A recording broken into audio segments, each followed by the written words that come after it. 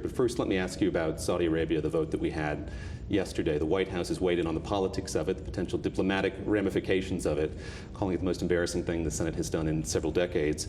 I'm interested in the economic ramifications, however. We had Saudi Arabia warning that they might sell off their treasuries if something like this were to happen. How concerned are you about that? David, look, let me start by saying I understand the empathy that people have for the survivors and families of victims of 9/11. I'm a New Yorker. I watched the Twin Towers fall. I understand. But this is very bad legislation. It is bad for U.S. interests. It's bad for U.S. Representatives abroad, government representatives and others. And I certainly hope that Congress takes another look. Saudi Arabia has said it may hold off on its first international bond issuance. Is that of concern to you as well? You know, I am confident that our Treasury markets are the deepest and most liquid in the world. We welcome foreign investment, and we will continue to do so. Saudi Arabia will have to make its own decisions. I'm quite confident about the U.S. Treasury markets. A through line through this entire trip has been commodities, how these countries have weathered lower commodity prices. Let's talk a bit about commodities, about oil in particular. We had an OPEC announcement yesterday that they're close to a production freeze. Are you cheered by that news? Does that signal something good for you? You know, I think that the thing about commodity prices is they go up and they go down, and economies have to be able to weather the fluctuation in commodity prices. If you look at economies in this region and around the world, the economies that are well managed, the economies where fiscal and monetary policies are well designed, where structural reforms keep the economy growing, can benefit when things are going well and can be resilient when they're not. I'm quite confident about the U.S. economy. I'm actually quite confident about the future of energy development in the U.S. economy. It's really a question of when resources are developed, not whether they're developed. I think we are seeing sustained growth in the United States, and our expectation is that that will continue.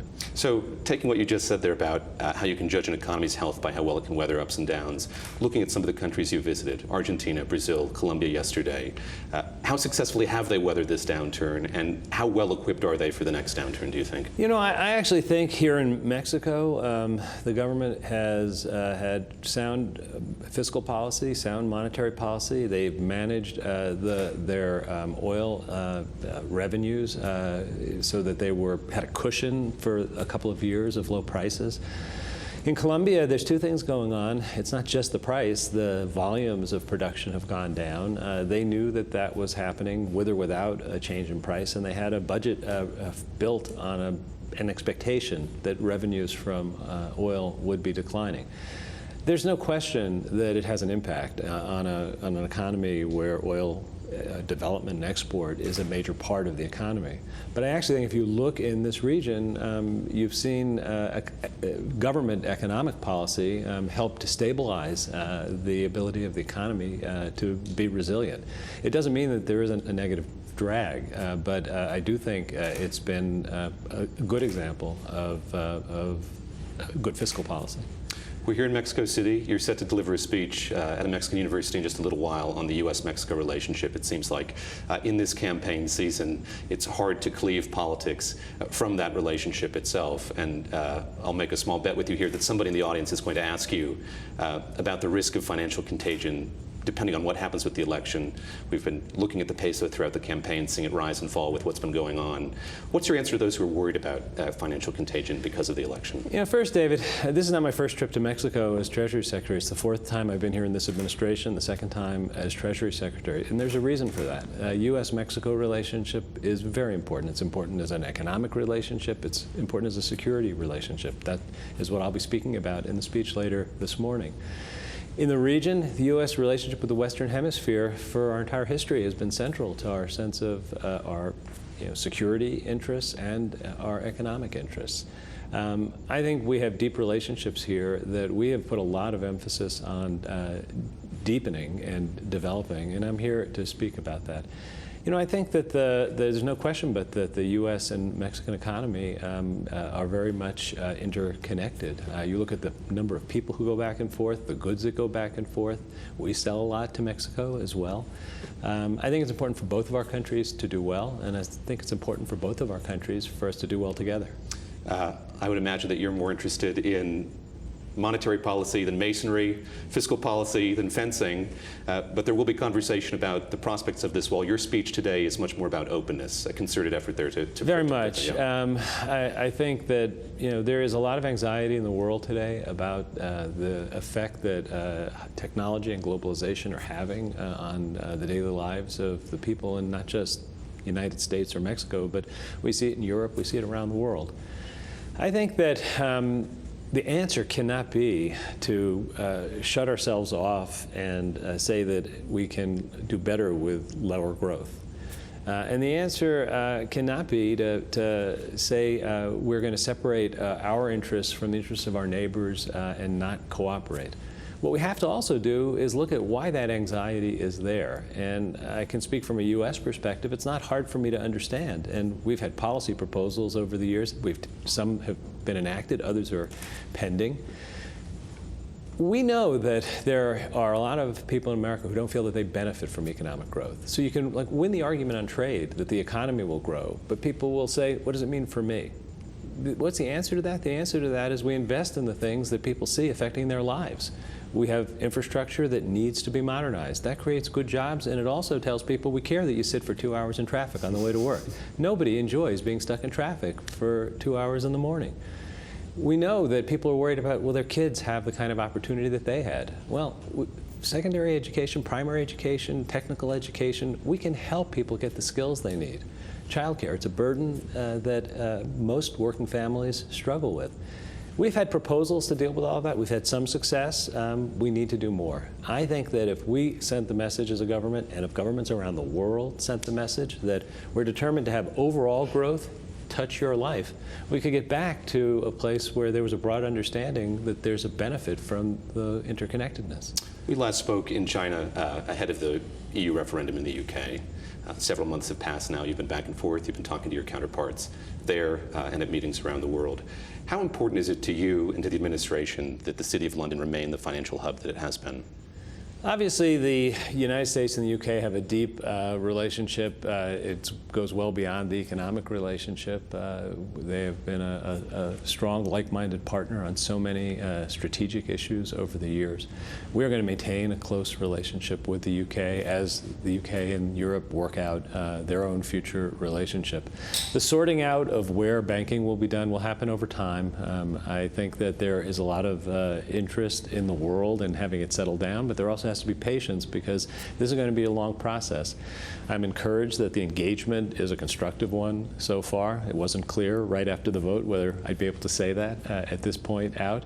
We have to see what happens when the first plans are set out as to what England's view of their future relationship is, how the EU responds, and I would continue to encourage all parties to keep focused on it being in our common interest, Europe and the UK, but also the global interest in maximum integration and finding a pathway to achieve that. So it's a long process. At what point does it become worrisome how long it's lasting? In other words, does the opacity of it become problematic, that we don't know what the process is going to be yet? David, I'll tell you, I think that there's going to be a long period of time, and the question is, what is the character of that period of time?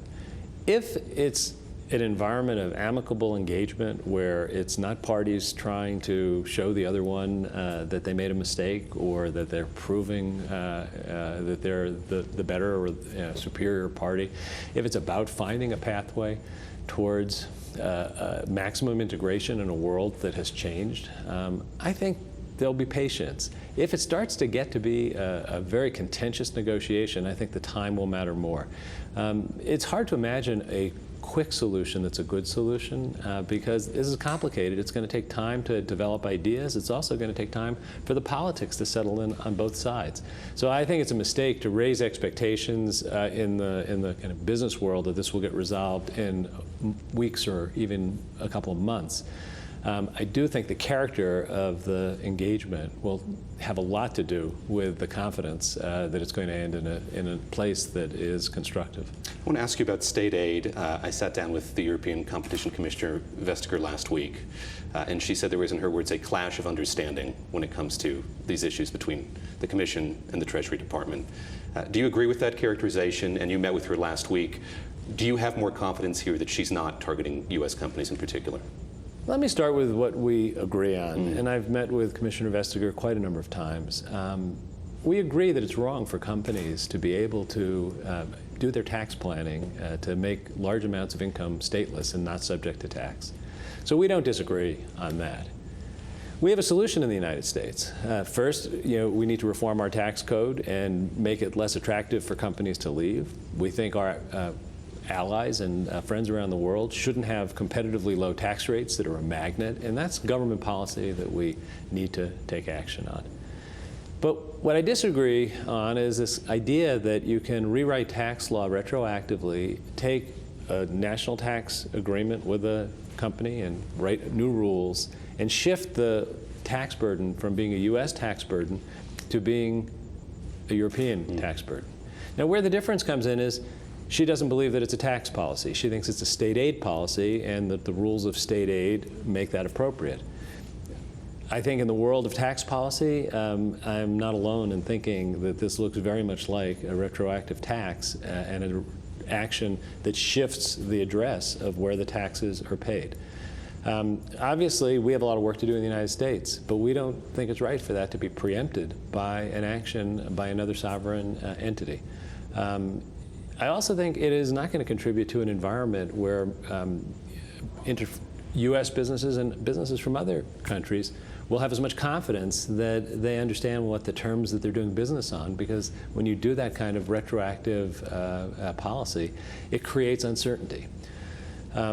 We value the relationship with the EU closely. We continue to work together. I have a very close working relationship with Commissioner Vestager, but we don't agree on this. And I think that our view is one we very much hope is taken into account in future actions.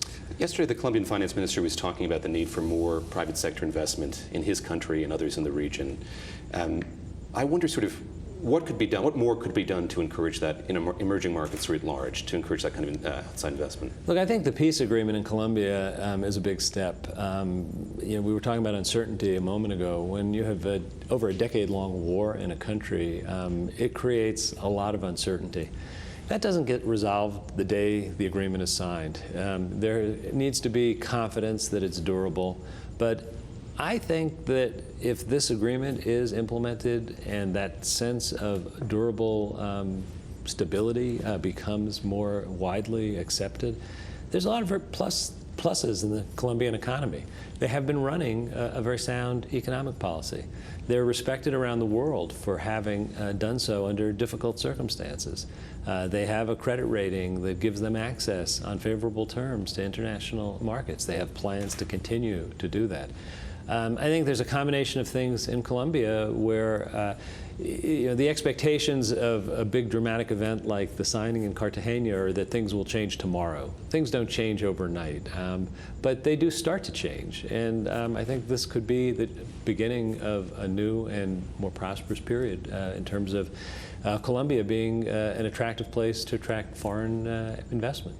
There was talk of getting more multinational agencies involved. We have the IMF fall meetings starting next week. Egypt has asked the IMF for money. The IMF says it needs more donor partners to do that. What's the U.S. prepared to do for Egypt when it comes to financing? Look, we work closely with the IMF as they put packages together, programs together in countries where there are needs. To be clear, what Colombia was talking about was assistance to deal with some of its internally displaced people. They have a lot of internally displaced people because of the long war. Egypt is a different situation. Egypt has a very deep economic challenge ahead. They have put significant reforms in place. The fact that they have worked with the IMF on reaching a preliminary agreement on what reforms would be required to get IMF support is a very important change. I mean, whatever happens on the strategic side, this is true in so many countries around the world. If you don't have an economic base that's sound, the security challenges only get worse. Egypt needs to have a sound base financially, economically, and they need these reforms and some support to do it. We've been working collaboratively at the IMF on that effort. We have in the past provided assistance to Egypt, and I think I'll leave it at that. All right. My last question here is about growth. We had Congress pass another stopgap spending measure last night. You look at the world, you look at the engines of growth. Washington is fractured. China is dealing with overcapacity and with debt. It doesn't strike me that there's one single locomotive driving the global economy at this time. Without that kind of underlying locomotive for the global economy, where do we stand? What's going to drive this economy going forward? David, I've spent a lot of time thinking about this and working with my counterparts around the world on it. And I think the first thing is we have to have a good, stable, growing U.S. economy. We have that. Around the world, there's a great deal of respect for the resilience of the American people and the American economy. And they say, how do you bounce back when we're still struggling? We want to do better, and we're going to do everything we can to do better. But around the world, we're, again, a model for how do you bounce back. I've been very clear with my colleagues for a very long time that they have policy tools that they need to use. And they need to use them in different ways in different countries, depending on what the circumstances are. Some countries have more fiscal space than others to help grow their economies. They need to be willing to use it when they have it. Some countries have had more stable monetary policies than others. You need to have a monetary policy that's both sound and that addresses the needs of the moment. Structural reforms are important. There's a lot of countries that wonder why people aren't being hired, but then they look at the laws that businesses deal with in terms of what it takes to hire people, and they don't address any of the concerns that make it so difficult. We in the United States had a serious structural problem with a broken financial system. We dealt with it decisively. We fixed our financial system. Our financial system went from causing a global financial crisis to being seen as the one that's now the safest and soundest in the world. You can actually fix these things. It doesn't happen overnight. The structural reforms take time. You have to stick with them. You have to show that it's not just a speech, but that it's actions. But if you have the right combination of fiscal, monetary, and structural policies, government can make a difference in almost every country in the world. When I look around the world, I see more of a willingness to use the fiscal tools now than I have in the last 4 years. From China to Canada, from South Korea to Japan. Even in Europe, you're seeing not large amounts of fiscal stimulus in the kind of counter-recessionary sense, but you're seeing an easing up on targets so that countries don't have to choose between paying for refugee resettlement and paying other bills. And in Germany, which has been the kind of center of the austerity movement, you're seeing talk about a tax cut maybe in a year or two. So I don't think that we can go back, but had more balanced policies been put in place in more places after the Great Recession, I think the global economy would be doing better. We're seeing in big countries like China a major reform effort underway. The right policies are laid out. They're going to have to implement them. They have to follow through. And I think there's more that we as policymakers can do to help. And that's why we meet as often as we do at the IMF next week and at the G20.